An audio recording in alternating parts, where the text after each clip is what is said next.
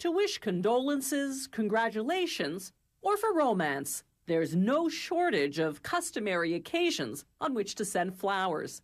Whether made up in a splendid arrangement or simply placed in a vase, fresh-cut flowers rarely go unappreciated by the recipient.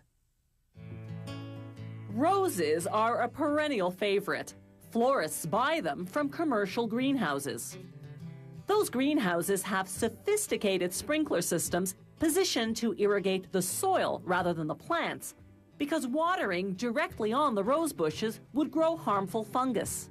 The hotter the weather, the more watering, up to 7 times daily for about 5 minutes each time. The greenhouse climate is computer-controlled. If it gets too humid, the computer automatically triggers the roof to open, bringing down the temperature. The ideal greenhouse temperature for most flowers is about 23 degrees Celsius during the daytime and 16 degrees at night. With every watering, the roses get a low-level dose of fertilizer, the botanical version of taking a daily vitamin supplement. It's a mix of nitrogen, phosphate, and potassium, the proportions determined by ongoing soil analysis. If the pest specialist detects a bug problem, he applies an insecticide treatment to target that particular pest. But first, they close the roof so as not to pollute the outside environment. Workers handling the chemicals wear masks and protective clothing.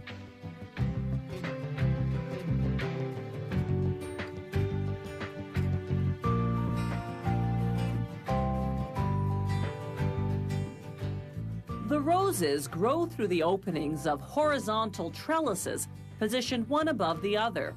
This ensures the stems grow tall and straight.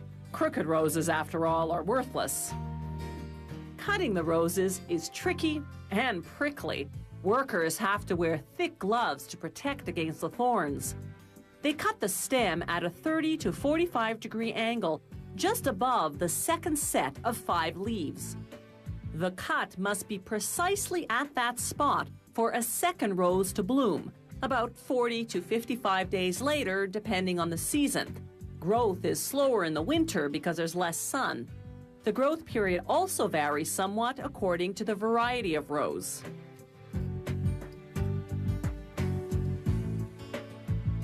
The fresh-cut roses go into a bucket of lukewarm water with a few drops of bleach to kill off any harmful bacteria.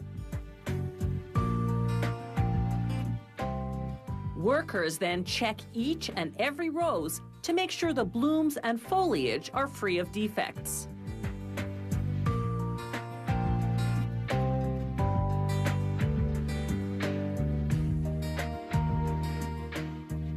Then they classify the roses by length.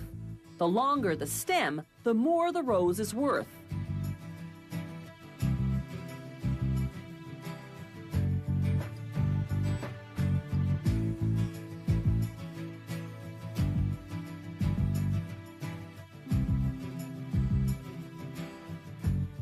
They make a bundle of each length,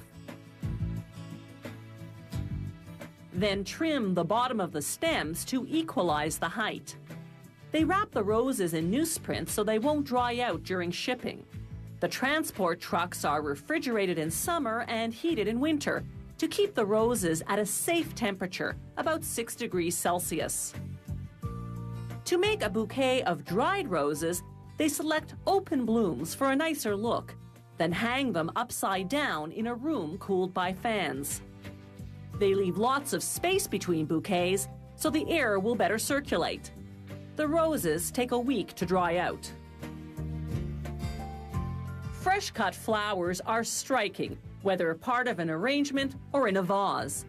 They can last in water for about a week, provided you trim a centimeter off the stems to open up the water channels, fill the vase with lukewarm water, never cold water, pour in a bit of bleach to ward off stem clogging bacteria, change the water every 3 days, and be sure to keep the flowers away from the heat of a sunny window.